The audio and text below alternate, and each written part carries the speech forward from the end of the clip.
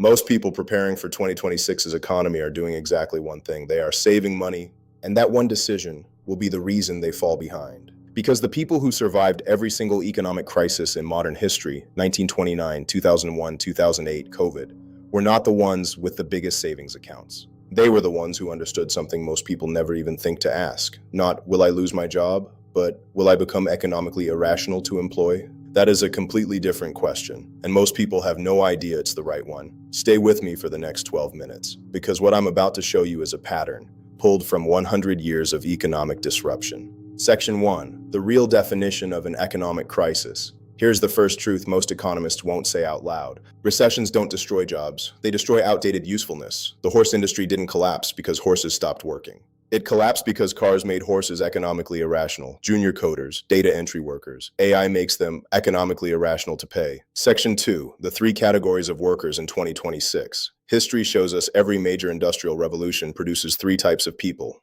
Type 1. The people who compete against the new technology. They lose. Type 2. The people who simply ignore it. They don't lose immediately. They just slowly become invisible.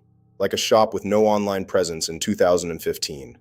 Economically already dead. And type 3, the people who learn to direct and amplify the technology. These are the people who will have leverage that did not exist before. The person who can orchestrate AI systems, that person becomes worth 10 people. Section 3, the invisible comfort trap. Economic collapse doesn't begin with panic, it begins with stability. Nokia's employees felt completely secure in 2005. Kodak dominated photography until the very year it filed for bankruptcy. Taxi drivers laughed at Uber in 2010. The most dangerous position in 2026 is not unemployment.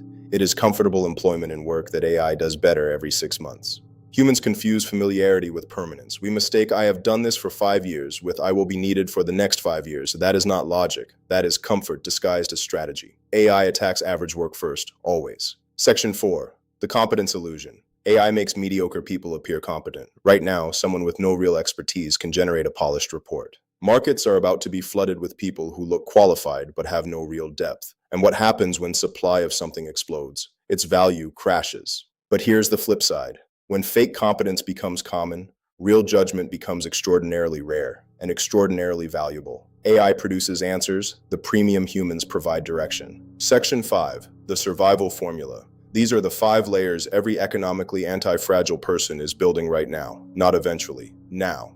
Layer 1, AI leverage, not knowing about AI, actually using it daily. Layer 2, communication. Every major disruption in history has rewarded people who could explain clearly. Technology makes doing easier, but build trust stays human. Layer 3, economic usefulness. Solve expensive problems. Find the most expensive pain in your industry. Layer 4, visible proof.